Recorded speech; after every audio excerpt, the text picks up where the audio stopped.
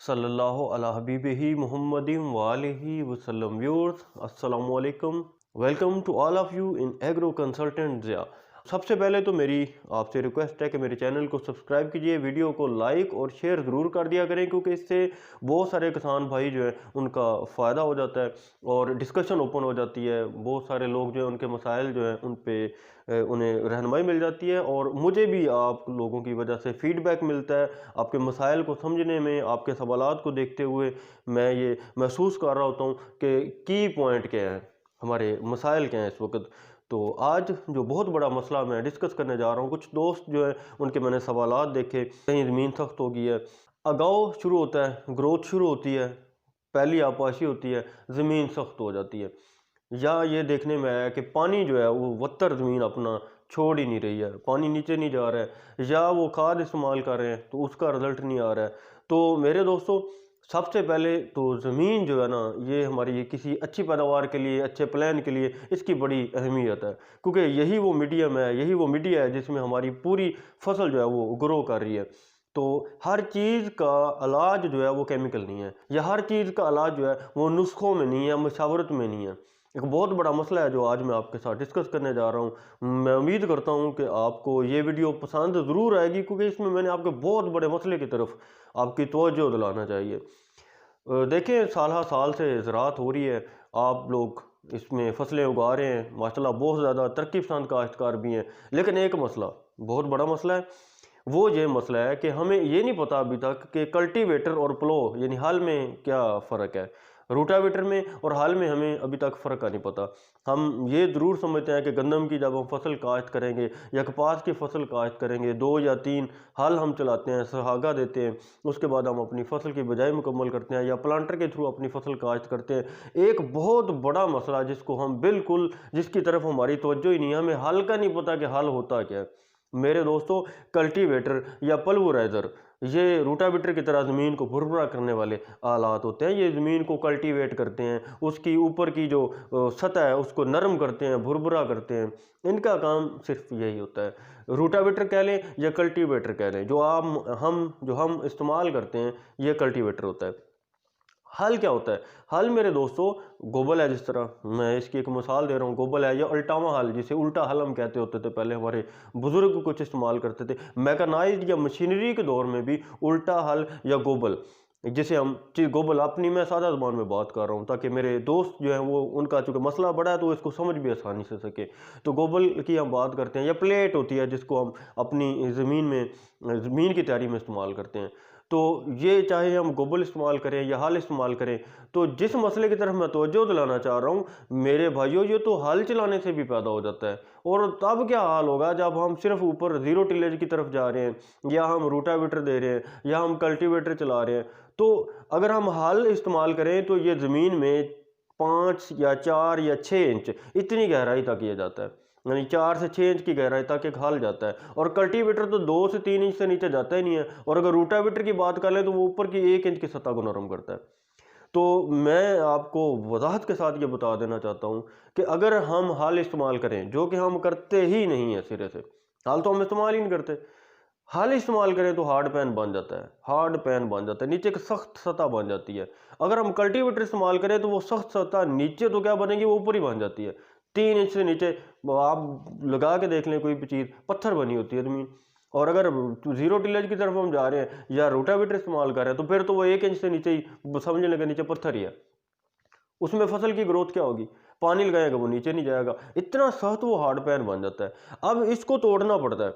जब तक ये हार्ड पैन नहीं तोड़ेंगे, जो मर्जी आप इसमें हुमक के साथ डाल लें, जो मर्जी जिंक डाल लें, तेजाब डाल लें, मैं कहता हूँ जो मर्जी डाल लें, कभी भी आपकी फसल की ग्रोथ नहीं होगी, जड़ का जाला नहीं बढ़ेगा। ज़मीन में पोटाश डाल दें, पूरी की पूरी खा, ये बहुत बड़ा मसला है मेरे दोस्तों।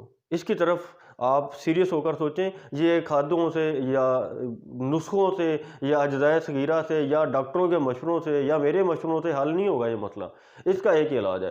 इलाज इसका ये है कि आप इसमें गहरा हल चलाएं, चिज़ल जो है उसके साथ इस हार्ड पैन को तोड़ें, और ये कम अज़ कम 2 साल में एक दफ़ा चिज़ल प्लो जो है वो लाजमी अपनी ज़मीन में इस्तेमाल करें।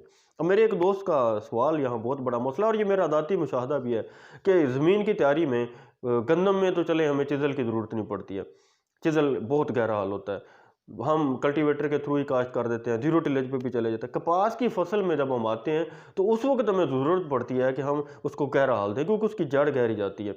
या गन्ने की फसल है, वो साल पूरा खड़ी रहती है, उसके लिए गहरी जड़ नीचे जाएगी। मकई की फसल में गहरा हाल चाहिए, वो तो प्लांटर पे आपको पता है खेलियों पे काश्त होती है, उसे भी काफ़ी ज़्यादा गहराई तक ज़मीन की खुदाई हमें करनी पड़ती है। आलू की फसल में भी हमें यही करना पड़ता है। तो मेरे दोस्तों, उसमें चिजल का इस्तेमाल अगर नहीं करेंगे आप, तो उस वक्त तक ज़मीन नरम नहीं होगी, ज़मीन की असल सतह जो है वो बदल नहीं होगी और हमें बेहतर रिजल्ट नहीं मिलेगा।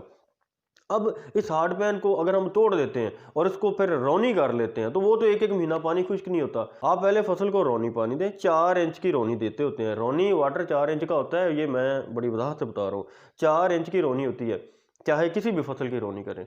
4 इंच की रौनी करने के बाद उसमें चिजल हल जो है वो खास तौर पर मकई, कपास और जितनी भी सालाना फसलें हैं, या आलू की फसल है, या कपास की फसल है, गन्ने की फसल है, चिजल प्लो कम से कम 2 साल बाद लाजमी अपनी ज़मीन में दें, ताकि वो हार्ड पैन टूट जाए। वो हार्ड पैन टूटेगा तो खादों के रिजल्ट आएंगे। हार्ड पैन टूटेगा तो आपकी ज़मीन में पानी और हवा का जो तबादला है नीचे वाली सतह से, वो फिर मुमकिन होगा। और ये बहुत बड़ा मसला है। इसमें आजज आ जाते हैं ज़िम्मेदार, खादें दे देते हैं, पोटाश दे देते हैं, जिंक दे देते हैं, सल्फ़र दे देते हैं, हर चीज़ दे देते हैं, शीरे डाल देते हैं। नामियाती मादा भी अगर 2% हो जाए तो फिर भी अगर नीचे हार्ड पैन हो, ज़ीरो का ज़ीरो रिजल्ट आएगा। तो मेरे दोस्तों, सबसे पहले तो हमें हल का पता होना चाहिए। मैं अपने दोस्तों को आज की वीडियो में बताना चाह रहा हूं कि मेरे भाई खुदारा हल के बारे में तो आप जान सके। हल प्लो होता क्या है? कल्टीवेटर हल नहीं होता, ये कल्टीवेटर होते हैं, रूटावेटर जिनमें आ जाता है, पल्वराइजर हैं, ये कल्टीवेटर है। इन्होंने ज़मीन को तोड़ना होता है, उसको भुरभुरा करना होता है। हल ने ज़मीन को अदल बदल करना होता है। और इसमें गोबल की जिस तरह मैं बात करता हूँ, ये मैंने वीडियो में कुछ हल आपको दिखाए हुए हैं, इनको ख़ास तौर पर बड़े गौर से देखें। एक फिर हार्ड पैन को तोड़ने के लिए आपने चिजल प्लो साल में दो साल बाद आप इसको इस्तेमाल करें। चिजल प्लो जो है या कोई गहरा हल, वो आप इस्तेमाल करें, वो हार्ड पैन को तोड़ने के लिए इस्तेमाल होता है। तो मेरे दोस्तों, ये हार्ड पैन आम ज़मीनों में जहाँ हल चलते हैं वहाँ 5 से 6 इंच नीचे होता है, लेकिन हमारी ज़मीनों में तो ये 3 इंच नीचे होता है।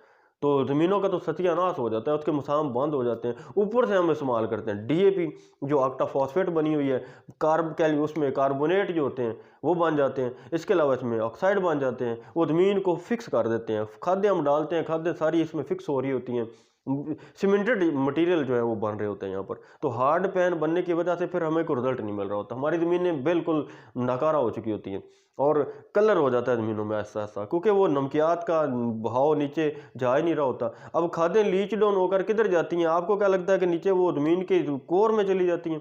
वो हार्ड पैन में फिक्स हो रही होती हैं, सारी जमा हो रही होती हैं। हार्ड पैन से नीचे तो पानी जाता ही नहीं है। ये देखे तो मैंने आपको स्क्रीन में एक चीज़ दिखाई है, ये हार्ड पैन बना हुआ है। हम लोग कहते हैं जी वो लीच डाउन होगी, यूरिया डाली नीचे चलेगी, लो जी सल्फर डाली लीच डाउन होगी नीचे चलेगी। मेरी भी वीडियो में आपने बहुत दफ़ा ये सुना होगा कि नीचे फर्टिलाइजर पानी में हालों के लीच डाउन हो जाते हैं, तो पानी तो हार्ड पैन से नीचे जाता ही नहीं है। तो ये नीचे सारी खादें जितनी आप डालते हैं ये हार्ड पैन में जमा हो रही होती हैं और एक सीमेंटेड लेयर बन जाती है, लेंटर बन जाता है नीचे ज़मीन के। तो इसको तोड़ेंगे ही तो आपको रिजल्ट मिलेगा। तो आज की वीडियो में मेरा एक यही पैगाम था। हल के बारे में सबसे पहले आपको पता होना चाहिए, पल्वराइजर के बारे में आपको पता होना चाहिए, आपको कल्टीवेटर के बारे में पता होना चाहिए, और गहरे हल के बारे में, ख़ास तौर पर चिजल ब्लो के बारे में। और ये 2 साल बाद लाजमी किया करें। अगर आपने 2 साल बाद चिजल ब्लो नहीं इस्तेमाल किया अपनी ज़मीन में, तो यकीन जाने आपको कोई रिजल्ट नहीं मिलेगा। अब तरीका क्या है कि पहले रौनी करनी है, फिर आपने चिजल प्लो इस्तेमाल करना है, ताकि कहीं ये ना हो कि आपने चिजल प्लो लगा दिया फिर रौनी कर बैठे हैं, वो 1 महीना पूरा बतर ही ना आए और ज़मीन वो पानी पूरा ही नहीं होता, पूरा पूरा दिन 1-1 एकड़ भरता रहता है, वो पानी मुकम्मल ही नहीं होता। तो पहले 4 एकड़ की रौनी करें, उसमें चिजल प्लो लगाएं, चिजल प्लो लगा के उसमें हल दें। हल देने के बाद आप अपनी फसल की बजाई करें। अब फसल की बजाई करने के लिए पहले क्या करना है? हल लगाना है। दूसरा क्या करना है? फिर आपने कल्टीवेटर या पल्वराइजर इस्तेमाल करना है। ये ना हो कि आप सिर्फ कल्टीवेटर और पल्वराइजर तो इस्तेमाल कर रहे हैं, जो कि अभी आप कर रहे हैं, हल भी दिया करें ज़मीन में। हल अगर नहीं देंगे तो ज़मीन की साख जो है ये नकारा हो जाएगी। तो किसी भी तरीके से अपनी बेहतर पैदावार की मैनेजमेंट में ज़मीन की तैयारी पर फोकस किया करें। सॉइल मैनेजमेंट बहुत ज़रूरी है। व्यूअर्स, मैं उम्मीद करता हूँ आप मेरी इस वीडियो में कुछ चीज़ों को समझ ज़रूर पाए होंगे, क्योंकि खादें ज़ाया हो रही हैं, हमारी सारी टेक्नोलॉजी जो है वो बिल्कुल पैरालाइज हुई हुई है, हमारे मशवरे नाकाम हुए हैं। वजह क्या है कि 20-20 साल तो हो गए हमने ना कभी हल चलाया, ना कभी हमने चिजल अपनी ज़मीन में घुसाया है। तो खुदा का वास्ता है अपनी ज़मीनों की तो पहले मैनेजमेंट करें, खादों के रिजल्ट तो बाद में मिलेंगे आपको। आप खादों के बारे में अब हमें क्या पता है, डाले जाओ डाले जाओ। मेरे भाई खाद पौधे की खुराक होती है, ज़मीन की खुराक नहीं होती। खाद का काम होता है पौधे को मुयस्सर आना। पौधे को जितनी खाद हम इस्तेमाल करते हैं ना, इसका 10% भी पौधा नहीं ले रहा होता, सारी ज़मीन में ज़ाया हो रही होती है। देखिए पौधे ने जड़ से खुराक लेनी है, आपने पौधे को जो खाद देनी है वो ज़मीन में देनी है। लेकिन ज़मीन में जो आप खाद देते हैं उसमें ज़मीन को तैयार करने के बाद दें, रिजल्ट नहीं आ रहे हैं लोगों के। और फोलियर स्प्रे की तरफ आएँ, ड्रिप इरीगेशन में भी आपको पता है हम यही चीज़ें इस्तेमाल करते हैं कि पानी के साथ ही खादें दे रहे होते हैं, उसके रूट जोन में ड्रिप कर रहे होते हैं, ज़ाया नहीं हो रही होती वो खादें, पौधे को मिल जाती हैं, उसकी रूट जो है वो नरम रहती है, उसमें नामियाती मादा कदरे ग्रो कर रहा होता है। तो हमें इस बारे में सॉइल मैनेजमेंट पे फोकस करना होगा। सबसे पहला ये चैप्टर है, इसमें महकमा ज़राअत कंपनियां ये चीज़ें आपको गाइड ही नहीं करते। किसी कंपनी का मफाद नहीं है कि वो आपको सॉइल मैनेजमेंट की ट्रेनिंग दे, किसी महकमे का मफाद नहीं है कि आपको सॉइल मैनेजमेंट की ट्रेनिंग दे। मेरी ये वीडियो मुझे लगता है बहुत सस्ती सी होगी, लेकिन यकीनन ये बहुत महंगी बात है जो मैंने आपको बताई है। इससे ही आपकी अच्छी पैदावार आएगी। जब तक जड़ में हवा नहीं होगी मसामदार, उसके ज़मीन मसामदार नहीं होगी, उसमें हवा का गुजर बसर नहीं होगा, तो मुझे बताएं आपकी अच्छी पैदावार कैसे मुमकिन होगी? वहाँ बैक्टीरिया कैसे ग्रो करेंगे? वहाँ तो पता नहीं क्या बन चुका होगा। ऐसी बंद वो गली होती है, बंद गली में फिर आपको पता है फिर खुराक निज़ाम सारी ज़िंदगी बंद हो जाती है। उम्मीद करता हूँ आपको वीडियो ज़रूर पसंद आएगी। इसमें कमेंट ज़रूर कीजिए अगर आपके फिर भी कोई मसाइल हो तो, ताकि मैं इस बारे में क्रिटिकल डिस्कशन करना चाहता हूँ। ये मैंने आज एक चैप्टर ओपन किया है, इसके बारे में मैं डिटेल से आपसे बात करना चाहता हूँ। कोई भी आपके मसाइल हो मुझे बताएं इसके बारे में। बहुत शुक्रिया। अल्लाह हाफ़िज़।